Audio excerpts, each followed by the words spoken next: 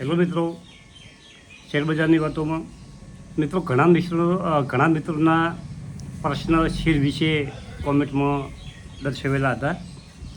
એમાં નરેશ પટેલ અને અરવિંદભાઈ ઠક્કર કલ્યાણ જ્વેલર્સ વિશે વાત કરી હતી એમણે કે ઓનું શું કરવું હવે આ કંપનીમાં.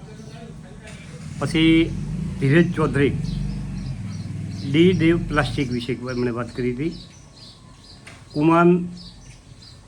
કુમાનભાઈ કરીને છે ક્યુ પાવર ઇલેક્ટ્રિક એમનો પ્રશ્ન પૂછ્યો હતો. Jayeshbhai Chaudhari Mankind Pharma. પછી સુખદેવભાઈ પ્રજાપતિનો પ્રશ્ન છે ડાયનેમિક કેબલ્સ.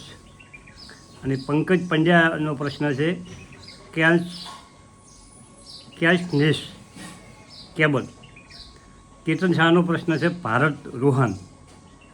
અલ્પેશ પટેલનો પ્રશ્ન છે NSDL લેવાય કે નહીં, આ રીતનો એમનો પ્રશ્ન છે. અને નરેન્દ્રભાઈ રાઠોડનો પ્રશ્ન છે IRB ઇન્ફ્રા શેર કેવો છે ને લેવાય કે ના લેવાય.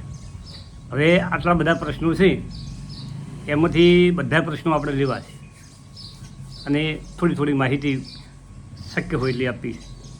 પરંતુ આપણે પહેલો શેર લેવો છે અરવિંદભાઈ ઠક્કર અને નરેશ પટેલનો પ્રશ્ન કલ્યાણ જ્વેલર્સ. આ કલ્યાણ જ્વેલર્સના આપણે ખૂબ વિડીયો બનાવ્યા, ગજબ વિડીયો બનાવ્યા. અને 300થી શેર ચાલુ હતો અને 800 પકડી લીધા આપણે વિડીયો બનાવ્યા હતા. અને ઘણા મિત્રોએ આ શેર લીધો હતો.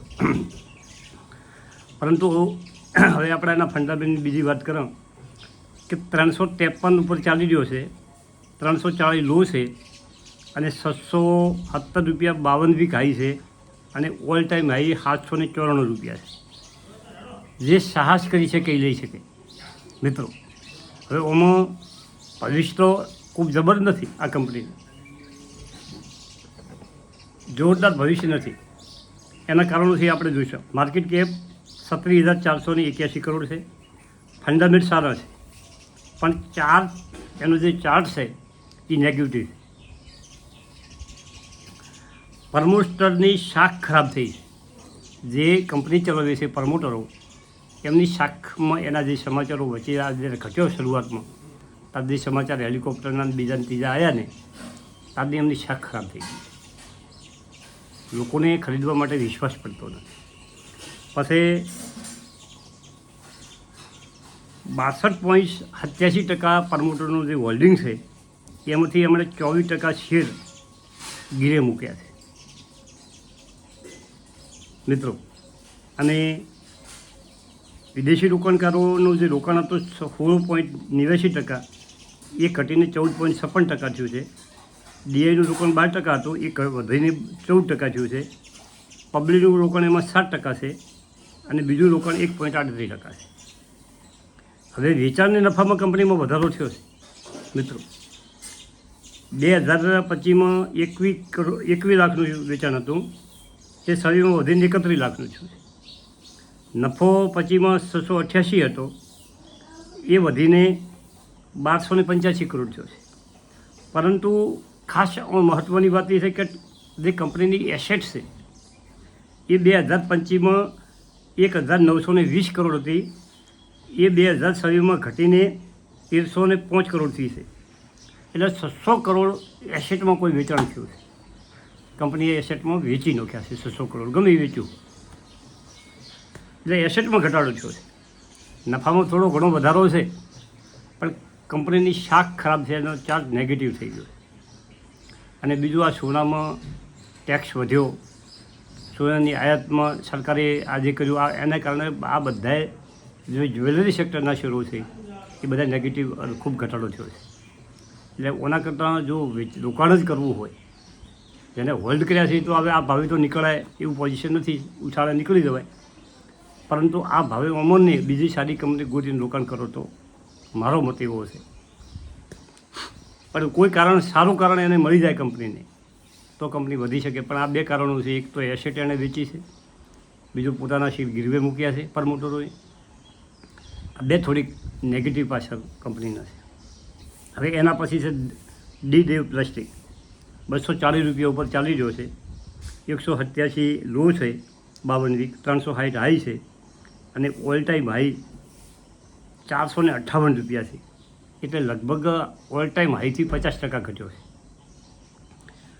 એનો પીએ એનું માર્કેટ કેપ 2485 કરોડ છે. કંપની નાની છે. EPS 1923 છે ડીદેવ પ્લાસ્ટિકમાં, અને પીએ 12.49 છે, અને સેક્ટરનો પીએ 39 છે. બુક વેલ્યુ 93 છે. પીબી 258 છે. કંપનીની ફેસ વેલ્યુ ₹1 છે. વેલ્યુએશનમાં ગણો તો 1 લાખનું એનું વોલ્યુમ થાય છે, અને 56% ડિલિવરી. આ સારી કંપની કહેવાય. ડેબિટ ફ્રી કંપની છે, સારી કંપની છે, અને પ્રમોટરનું હોલ્ડિંગ કંપનીમાં 75% છે. આ કંપની તમે તમારા રડારમાં રાખી શકાય એવી કંપની છે, અને જેના પાસે હોલ્ડિંગ હોય એ હોલ્ડ કરી રાખો. એમાં તમને બજાર વધશે તો ભેગો ભેગી આ કંપની પણ વધી શકે છે. પ્લાસ્ટિકનું ઉત્પાદન કરે છે કંપની. હવે બીજી કંપની છે mankind pharma.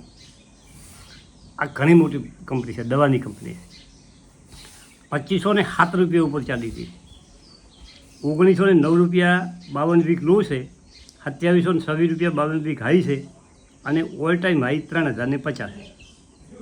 Market cap 1,03,496 crore છે. EPS 41 છે. પીએ 60 છે. સેક્ટરનો પીએ 43. સેક્ટરના પીએથી ઉપર ચાલે છે, તો વેલ્યુએશનમાં થોડીક મૂકી થઈ છે, અને 386 બુક વેલ્યુ છે. 6.89 પીબી છે. હવે ફેસ વેલ્યુ ₹1 છે.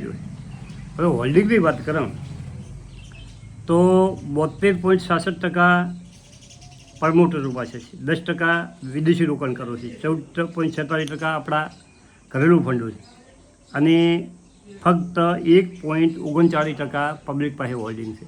પબ્લિકનું રોકાણમાં ઓછું છે, બિલકુલ ઓછું કહેવાય. પ્રમોટર પાસે ખૂબ શેર છે, અને 1.26% અધર શેરો છે. પ્રમોટરો પાસે સારી એવી ક્વોન્ટિટીના શેરો છે, અને આ કંપની જેના પાસે હોય એને હોલ્ડ કરી રખાય. બહુ સારી કંપની છે, એમાં વેચવાનું અત્યારે કોઈ જરૂર નથી. નવા આવી મોટી કંપની લેવી કે નહીં એ તમારી મનસુખીનો આધાર છે. હવે ત્રીજી કંપનીની આપણે વાત કરો, ડાયનામિક કેબલ. આ ડાયનામિક કેબલ છે ને, એ કંપની તમે તમારા રડારમાં રાખી શકો છો. એના માટે જો આપણે થોડીક વધારે ચર્ચા કરવી છે ને, તો એ આપણે કરશું. ડાયનામિક કેબલનો શેર, કેબલ સેક્ટર અત્યારે ચાલતું સેક્ટર છે, અને ભવિષ્યમાં પણ કેબલની જરૂરિયાત રહેવાની છે. આ લાંબા ગાળા માટે તમે આ શેર તમે હોલ્ડ કરી શકો મિત્રો. હવે આ બધા જે કંપનીઓ છે એમાંથી બાકીની જે કંપનીઓ છે, 4 કંપનીનો આપણે વિડીયો બન્યો છે, અને બાકીનો 4 કે કંપનીઓ બાકી રહી છે એનો વિડીયો લાંબો થયો છે, એટલે આપણે બીજા વિડીયોમાં સમાવેશ કરીશું. પણ હજી આપણે એક બીજો વિડીયો મૂકવો છે, અને એ શેરબજાર વિશેની પણ એનાથી બીજી માહિતી થોડીક આપવી છે. આ સમસ્યાઓ અત્યારે દરેક ઘરે હોય, અને શેની સમસ્યા? ચિંતા, ભય. દરેકને ભવિષ્યનો ભય હોય, અને એનાથી મોટા માણસને ચિંતા થાય.